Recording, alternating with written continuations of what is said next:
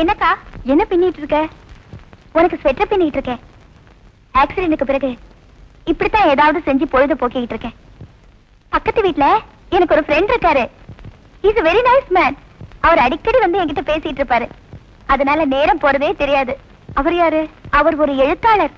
எழுத்தாளரா? அவர் பேரா? இது அவர் எடுத்த போட்டோ. கையெழுத்து போட்டு கொடுத்திருக்காரு. நீயே படிச்சு பாரு.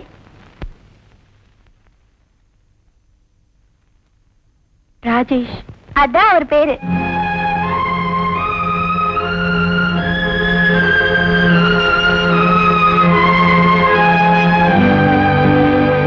இன்னும் கொஞ்ச நேரத்துல ராஜேஷ் என்ன பார்க்க வருவாரு. நீ வரப்போறதா அவர்கிட்ட சொல்லிருக்கேன். அவர் அறிமுகப்படுத்தி வைக்கிறேன். உனக்கும் அவரை ரொம்ப பிடிக்கும். மீரா, நான் ரூமுக்கு போய் ரெஸ்ட் எடுத்துக்கிறேன். அவர் வந்தேன்னு சொல்லி அனுப்பு.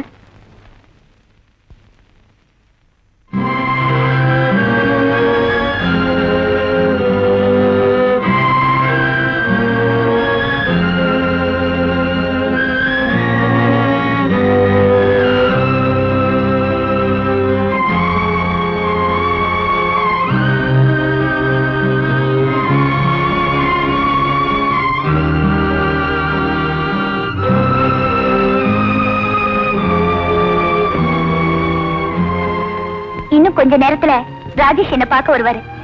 நீ வரப்போறதா அவர்கிட்ட சொல்லிருக்கேன். அவர் அறிமுகப்படுத்தி வைக்கிறேன்.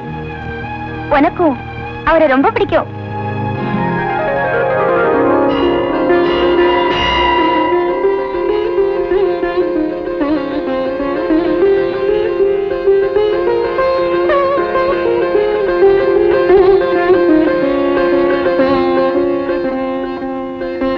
Hello mister Rajesh. Hello Radha. என்ன காலங்காத்தால கோயிலுக்கு வந்திருக்கீங்க? என்ன வேண்டுதல்? நாளைக்கு எங்க மாமாவுக்கு இருதய ஆபரேஷன் உங்க சீஃப் டாக்டர் சொன்னதுல இருந்து என் மனசுக்குள்ள ஒரு பதட்டம் ஏற்பட்டுச்சு. அவருக்கு நல்ல விதமா இந்த ஆபரேஷன் நடந்து முடியணும்னு விநாயகர் வேண்டிக்கிட்டேன். தாய் தந்தை இல்லாத என்ன வளர்த்து ஆளாக்கி புகழ்மிக்க எழுத்தாளருங்கிற நிலைக்கு உயர்த்தினதே அவர்தான். ஆமா, நீங்க என்ன அச்சத்தோட வந்திருக்கீங்க? உங்களுக்கு என்ன பிரார்த்தனை? நானும் உங்க மாமாவுக்காக தான் பிரார்த்தனை பண்ண வந்திருக்கேன். ஏன் மாமாவுக்காக நீங்க பிரார்த்தனை பண்றீங்களா? ஆமாங்க.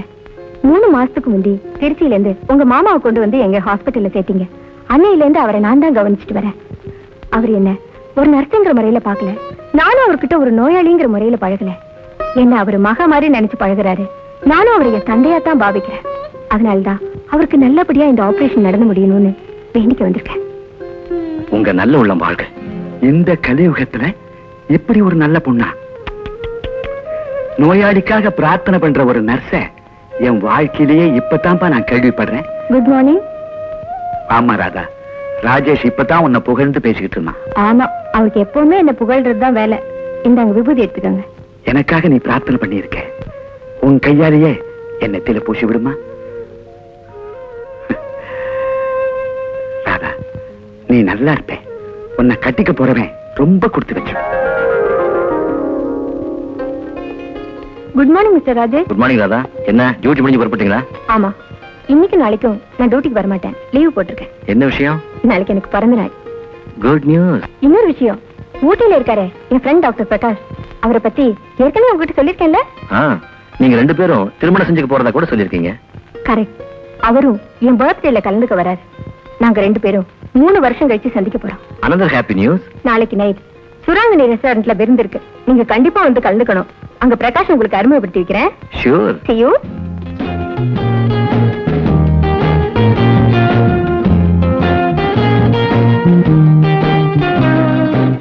ராதா, இன்னைக்கு டின்னர் ஒரு புடி பிடிக்கணுங்கிறதுக்காகவே மத்தியானம் என் வயித்தை பட்டினி போட்டுட்டேன்.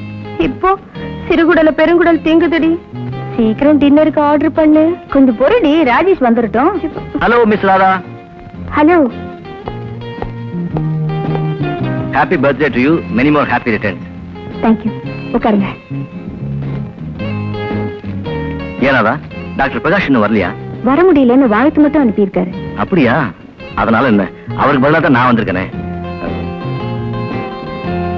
இந்தாங்க என்னோட சிறு அன்பளிப்பு. Nice watch. Thank you. இதை நீங்க கையில கட்டும் போதெல்லாம் இந்த சந்திப்பு ஞாபகம் வரணும். நேரம் பார்க்கும் போதெல்லாம் என் நினைவு வரணும். ஓ ஷூர். எனக்கு மயக்கம் வரத்துக்குள்ள இப்ப டின்னர் வரணும்.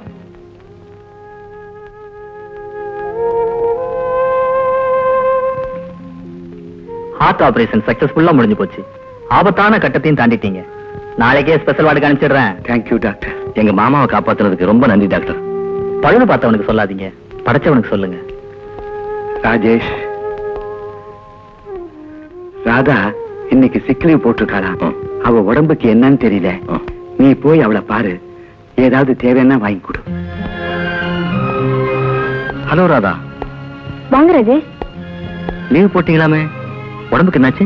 எனக்கு கண்வலி, அதனாலதான் இன்னைக்கு டியூட்டிக்கு போல. 15 நாள் ராத்திரி பூரா கண்ணு முழிச்சு எங்க மாமாவை கவனிச்சிட்டு இருந்தீங்களே, அதுதான் உங்களுக்கு கண் வலி வந்திருக்கு. அதுவும் ஒரு காரணமா இருக்கலாம், ஆனா அதுவே காரணம்னு சொல்ல முடியாது. 2 நாள்ல குணமாயிடும். என்ன தேடுறீங்க? ஐ டிராப்ஸா? ஆமா. இருங்க, நானே போட்டு விடுறேன். ஐயோ, பக்கத்துல வராதீங்க, இது மெட்ராஸை, உங்களுக்கும் தொத்திக்கோ, போயிடுங்க. பரவாயில்ல, உங்களுக்கு மருந்து போட்டதுனால எனக்கு கண் வலி வந்துச்சுன்னா அந்த வலியை நான் சந்தோஷமா தாங்கிக்கிறேன். ராஜேஷ் ப்ளீஸ், நான் சொல்றதை கேளுங்க. முதல்ல நான் சொல்றதை நீங்க கேளுங்க. கண்ணாடி கழட்டுங்க.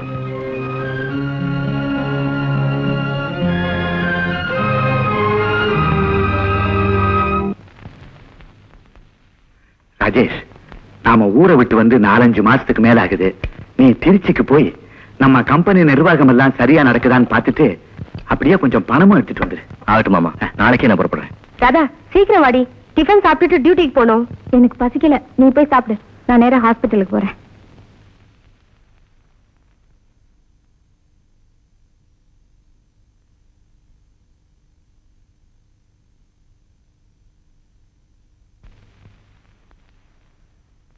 இதை நீங்க கையில கட்டும் போதெல்லாம் இந்த சந்திப்பு ஞாபகம் வரணும். Good morning. Very good morning. எப்படி இருக்கீங்க? நல்லா இருக்கேம்மா.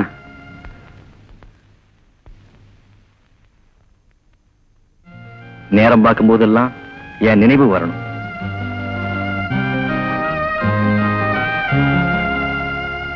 கண்வலி எப்படிமா இருக்கு? இன்னும் ஒருத்தரதாமா இருக்கு. அப்படியா?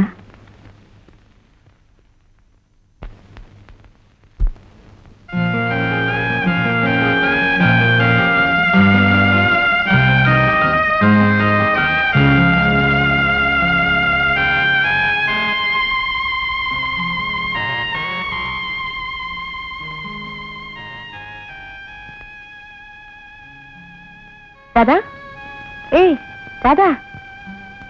என்ன மேரி, என்னடி காலையில டியூட்டிக்கு போனவ லீவ் போட்டுட்டு வந்துட்டியாமே, உடம்பு சரியில்லையா? அதெல்லாம் ஒண்ணும் இல்லடி, நான் நல்லா தான் இருக்கேன். இல்ல, நீ மனசுக்குள்ள எதையோ நினைச்சு வேதனைப்பட்டு இருக்க. நானும் உன்னை கவனிச்சுட்டு தான் இருக்கேன். எப்பவும் படுத்த உடனே தூங்குறவ நேத்து ராத்திரி தூங்காம புரண்டு புரண்டு படுத்துக்கிட்டு இருந்த. பசியே பொறுக்காதவ இன்னைக்கு பசிக்கலன்னு சொன்ன. 105 டிகிரி காய்ச்சல் அடிச்சாலும் டியூட்டியை முடிக்காம ஹாஸ்டலுக்கு வரமாட்டேன். இன்னைக்கு டியூட்டிக்கே போகாம லீவ் போட்டுட்டு வந்துட்டேன். உன் பிரச்சனை எதுவா இருந்தாலும் ஒழிக்காம என்கிட்ட சொல்லு, என்னால முடிஞ்ச உதவி செய்யறேன். பள்ளி பருவத்திலிருந்து நானும் பிரகாஷும் நெருக்கமா பழகிட்டு வந்தோம். இப்ப 3 வருஷமா ஒருத்தர் பார்க்காம இருக்கோம். அந்த பிரிவு என் மனசுல எந்த வாட்டத்தையும் ஏற்படுத்தினதில்லை. அவர் நினைவும் எனக்கு வந்ததில்லை. ஆனா ராஜேஷ் கூட நான் சில மாதங்கள் தான் பழகியிருக்கேன். அவர் வெளியூருக்கு போய் 3 நாள் தான் ஆகுது. இந்த பிரிவு என் உள்ளத்தை ஆழமா பாதிச்சிருக்கு. ஒவ்வொரு நிமிஷமும் அவர் நினைப்பே வந்துட்டு இருக்க. இதுக்கு காரணம் புரியாம தவிக்கிறேன்டி. உன் தவிப்புக்கு காரணம் என்ன தெரியுமா? காதல். ஒன்னும் அறியாமலே உன் உள்ளம் ராஜேஷை நேசிக்குது. அப்படின்னா சின்ன வயசுல இருந்து நானும் பிரகாஷும் பழகி வந்தது அது வெறும் நட்புதான்.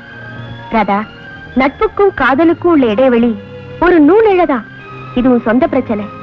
சந்தோஷமான வாழ்க்கை அமையணும்னா திட்டவட்டமான முடிவு எடுக்க வேண்டியது நீதான்.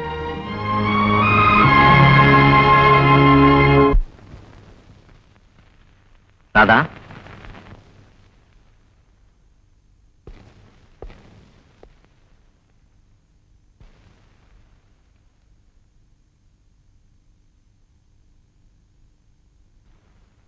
ஒரு பெண்ணும் ஆணும் கணவன் மனைவி ஆவதற்கு வெறும் நட்பு மட்டும் போதுமானது அல்ல என்பதை அவள் உணர்ந்து கொண்டாள்.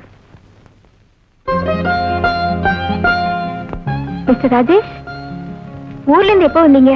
காலையில தான் வந்தேன். உங்களுக்கு ரோஜா பூ ரொம்ப பிடிக்கும்னு எங்க மாமா கிட்ட சொல்லிட்டு இருந்தீங்க. எங்க ஊர்ல இது நிறைய விளையுது.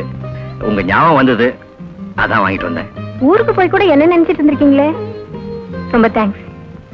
ஏனாதான் நான் எழுதின அந்த நாவல்ல குறிப்பா இந்த வரிகளுக்கு கீழே மட்டும் சிவப்பு கோடு போட்டிருக்கீங்களே, ஏன்? அந்த வரிகள் தான் என் வாழ்க்கையை தீர்மானிச்ச வாக்கியங்கள். என்ன சொல்றீங்க? என்ன மறந்துட்டு வேறொரு பொண்ணை கல்யாணம் பண்ணிக்கும்படி டாக்டர் பிரகாஷுக்கு நேற்றுதான் ஒரு கடிதம் எழுதி போட்டேன். திடீர்னு ஏன் அப்படி ஒரு முடிவெடுத்தீங்க? இது திடீர்னு எடுத்த முடிவில்லை, தீர்க்கமா சிந்திச்சு எடுத்த முடிவு. ஒரு பொண்ணு ஒருத்தனுக்கு மனைவியா போனா தான் உடம்பு மட்டும் இல்ல உள்ளத்தையும் சேர்த்துதான் கொடுக்கணும். டாக்டர் பிரகாஷ் நான் கல்யாணம் பண்ணிக்கிட்டா என் உடம்பத்தான் அவருக்கு கொடுக்க முடியுமே தவிர என் உள்ளத்தை கொடுக்க முடியாது. அப்படி ஒரு துரோகத்தை அவருக்கு நான் செய்ய விரும்பல. அப்படின்னா உங்க உள்ளம் வேற ஒருத்தர் நேசிக்குதுன்னு அர்த்தமா? ஆமா, அந்த வேற ஒருத்தர் வேற யாரும் இல்ல, நீங்கதான். ராதா, நீங்க என்ன நேசிக்கலைன்னா நான் இப்படி மனம் தெரிந்து பேசினதுக்காக என்ன மன்னிச்சிருங்க. அப்படி ஒரு அப்பட்டமான பொய்யை சொல்ல நான் தயாரா இல்ல. என் உள்ளமும் உங்களை தான் விரும்பிச்சு. ஆனா நீங்க யாருக்காகவோ பூத்திருக்கிற மலர்னு தெரிஞ்ச உடனே என் ஆசைகள் அப்படியே மனசுக்குள்ள போட்டு பூட்டி வச்சுட்டேன். ராதா, நானும் உன்னை மனசார காதலிக்கிறேன். ராஜேஷ். ராதா,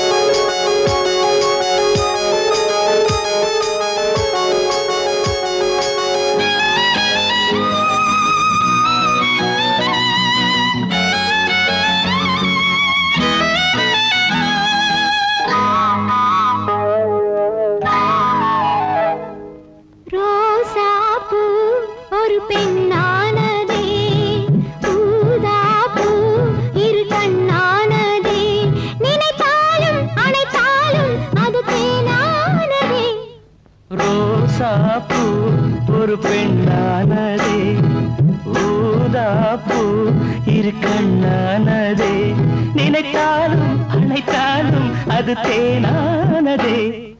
ரோசாப்பூ ஒரு பெண்ணானதே, ஊதாப்பூ இரு கண்ணானதே.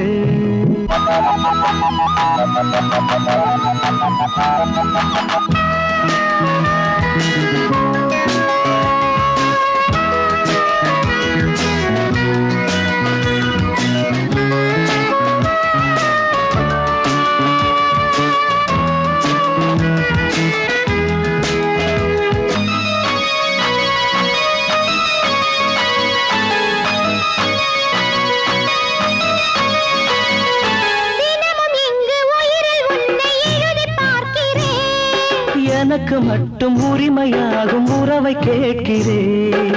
தினமும் இங்கு உயிரில் உன்னை எழுதி பார்க்கிறேன். எனக்கு மட்டும் உரிமையாகும் உறவை கேட்கிறேன். என்னை விட்டு போகாதே, என்னை விட்டு போகாதே என் ஜீவனே. நாளை மணமாலை தோளை தழுவும் நாதஸ்வர ஓசை காதில் தவழும். ரோசாப்பூ ஒரு பெண்ணானதே, ஊதாப்பூ இரு கண்ணானதே, நினைத்தாலும் அணைத்தாலும் அது தேனானதே. ரோசாப்பூ ஒரு பெண்ணானதே, ஊதாப்பூ இரு கண்ணானதே.